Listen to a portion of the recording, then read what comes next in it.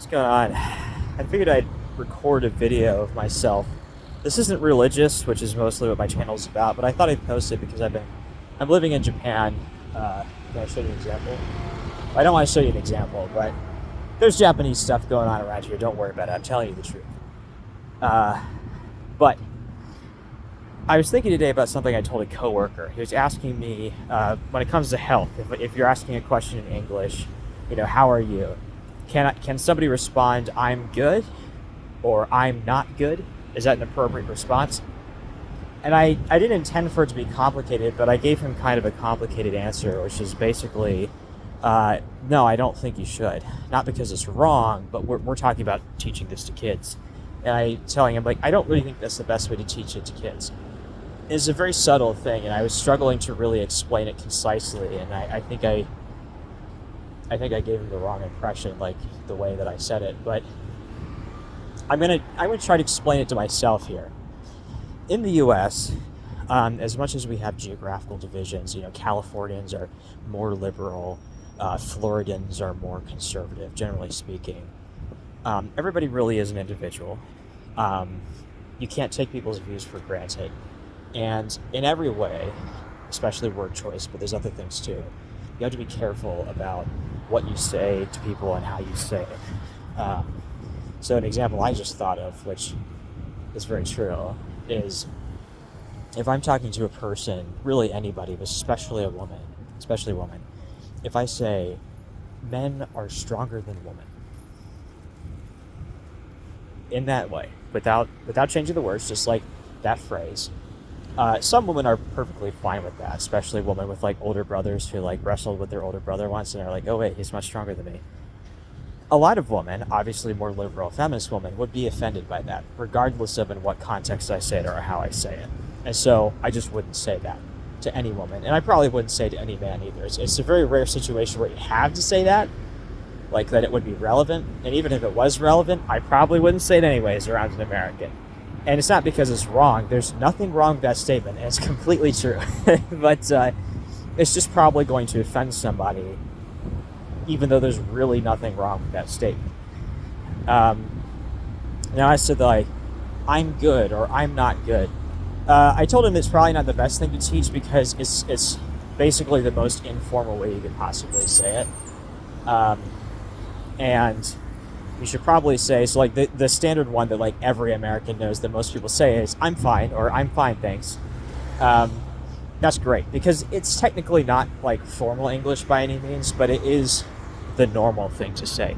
Nobody would be offended by that. There's that whole joke where you ask your wife, is everything okay? She says, it's fine.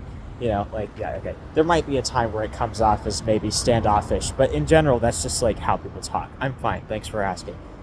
I'm good is not really grammatically accurate, which is precisely what makes it informal. Obviously, if you say, I am good, well, that's an adjective that describes an attribute of yourself.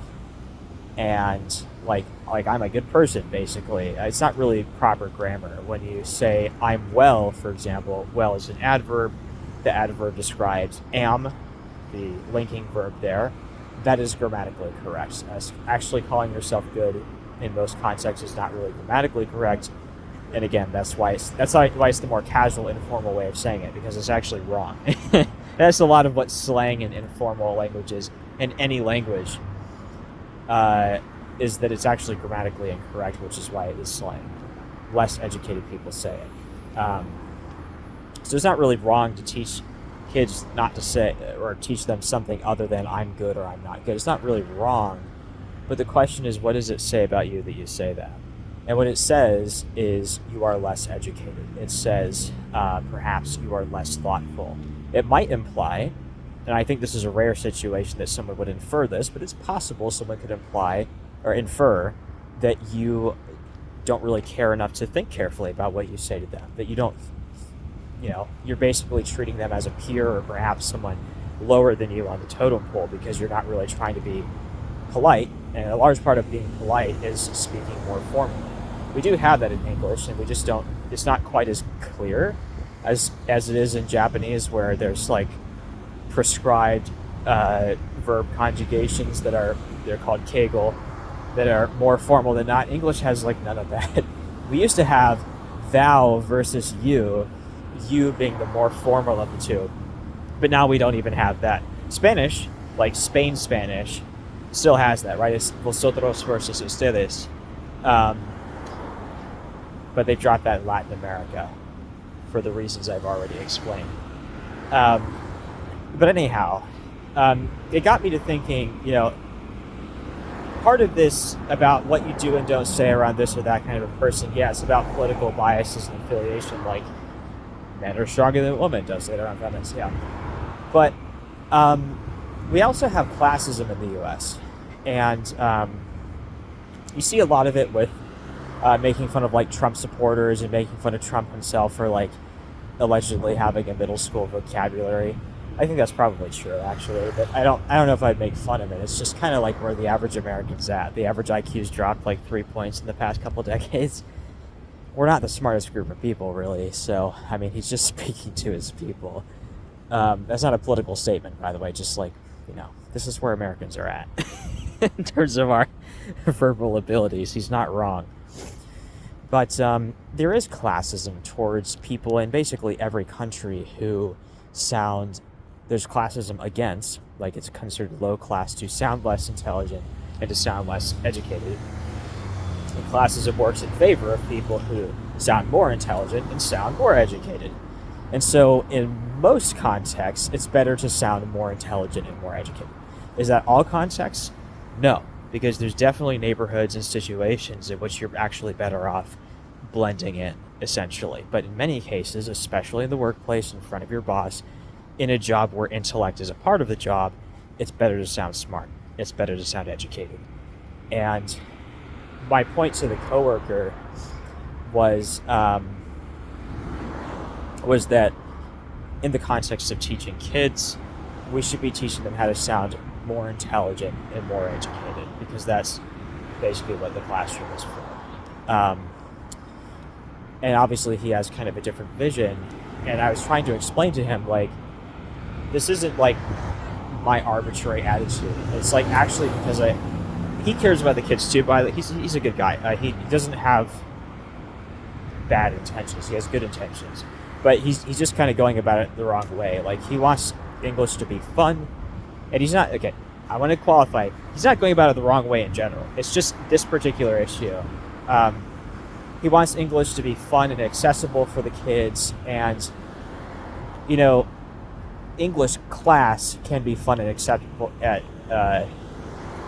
for the kids without teaching them informal English, basically.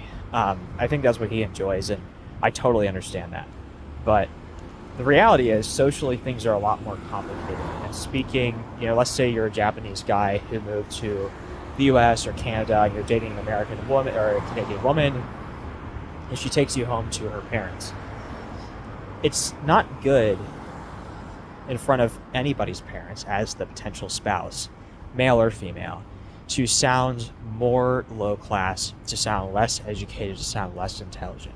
There's really no upside to that, unless that's explicitly what her family's looking for, which very few families are looking for. Whether you're male or female, especially if you're a guy dating a woman, woman's parents especially want their daughter to marry a man who is more upper class in any sense of the phrase upper class. But really, overall, in most contexts, it is better to sound more educated and more intelligent. And it's especially really more so than there's a benefit to being one way. It's more so that there is a detriment to sounding lower class and uneducated. And I don't say this because I feel this way. I grew up going to public schools. I have nothing against people who are lower class in the US. As much as we observe the class system, we have it. We just don't admit it. I don't think there's anything wrong with being lower class. I do believe in such a thing as being lower class or working class or whatever you want to call it, but I don't think they're lower than anybody else. However, biases exist. But it got me to thinking again, because I'm from the South, it got me to thinking about this guy Gad Sad, I believe that's how his name's pronounced. He's a Jewish guy. I think he's American. I've heard him talking. He certainly sounds like an American guy. If not, he must have moved there when he was young. But he's Jewish, and he was talking about anti-Semitism in the U.S. And he keeps using this example, and he's been doing this for years apparently, of a guy named Roscoe Jethro, or Jethro Roscoe, from Arkansas. And Jethro especially, but also Roscoe Jethro, a double first name, like Billy Bob, is like a totally in a very accurate stereotypical way of making fun of poor white people. So like rednecks is a not a term of endearment, but Americans know what I mean by a redneck. I don't call them rednecks, but you know who I'm talking about now. He was making fun of these people, and also, by the way, using this Roscoe Jethro from Arkansas as a stand-in from, as he put it, middle Americans who are anti-Semitic, which is interesting because Christian lower class middle Americans are like evangelical at very high rates and support Israel, so his stereotyping is way off. But there's something telling about that stereotype, isn't that? Because it is indeed true that Southern Americans are on average less educated than, let's say, Northeastern Americans. That's true on average. Doesn't mean they're less intelligent, by the way, but they are less educated. So, but what does that mean? They're anti-Semitic? No. And actually, the most religious Americans, I should say the most religious Christians on average, so evangelicals, that's not all Christians, that's a subset of Christians. Evangelical Americans are like the biggest supporters of Israel. So he was very wrong in his stereotyping to call them anti-Semitic. But why did he do that? Well, because he uses being uneducated and low class as a generally negative trait, and he just kind of implies, for whatever his reasons might be, that anti-Semitic people are stupid and uneducated. And how do I know this? Well, because he used like the stereotypical redneck name and geography as a stand-in for bad people. And so, goodness knows, I mean, what did Roscoe Jethro from Arkansas do wrong? Like, what do you do? Exist? Sorry, I have two first names. Like Ricky Bobby from Talladega Nights. I mean, look, I mean, he's not doing, sorry, he's from middle America. I mean, but that's the thing, you know, Southerners, like it or not, and I don't like this because I'm from the South, but we are stereotyped as being uneducated, racist people. And implicitly, by virtue of being either one of those things, you must be unintelligent, right? And wrong, actually. You can be anti-Semitic and racist and also intelligent and highly educated. I think the guy's name isn't it Kevin McDonald, the guy who wrote the Culture of Critique series? Now, I'm not endorsing this man by any means, but he is objectively highly educated and intelligent. So, look, you can't make assumptions about people based off of one or two views here and there. But point being here, that because the South is stereotyped as being a certain way, therefore just someone who's Roscoe Jethro from Arkansas must be an anti-Semite and stupid and uneducated. And obviously that's not fair and it's not necessarily true, but that is the stereotype. And that's what Gad Sad was saying. And that is the problem, regardless of whether you're Japanese or not, with even being associated with what is essentially a low status group in America. And that's the problem. That's the problem, is whether you're teaching foreigners or whether you're an American born and raised, doing things, and the way that you speak is a big indicator of where you come from and what you're like. Doing things that associate yourself with low class and low income and low education people. When I say low class, I mean people who have a low income. I don't mean people who are not classy individuals, as Trump would say. It is disadvantageous, especially unintentionally, without realizing it. It's definitely, in that context, very bad for your interests to associate yourself with people in that class. Now, do I think it's wrong and that you shouldn't associate yourself with those people? Well, that's a different situation. But in the context of this conversation with a co-teacher, obviously I was talking about what could we do to help our students and help educate them best. And so in that context, we should be trying to help them gain advantages in life, because that's what education is. It's information that will advantage you in life. That's my job.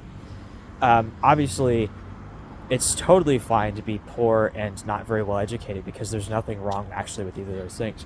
There's nothing wrong with being Roscoe Jethro from Arkansas. Actually, I think Arkansas is a perfectly fine place, except for the Clintons. Not a big fan of them, but aside from that, there's nothing wrong with being Roscoe Jethro from Arkansas, which is the whole problem with Gad Saad being a bigot about it. But it just really got me to thinking I might have something more to say about this in the future, about how there is classism in the U.S. and the way it manifests itself, and how the way that we talk really impacts the way that people perceive things about us. So anyways, I kind of thought about this before I said it, but I didn't script it. I'm just walking home from work. So this is a little bit of a ramble, but I hope you guys got something productive out of it. But that's the end for now.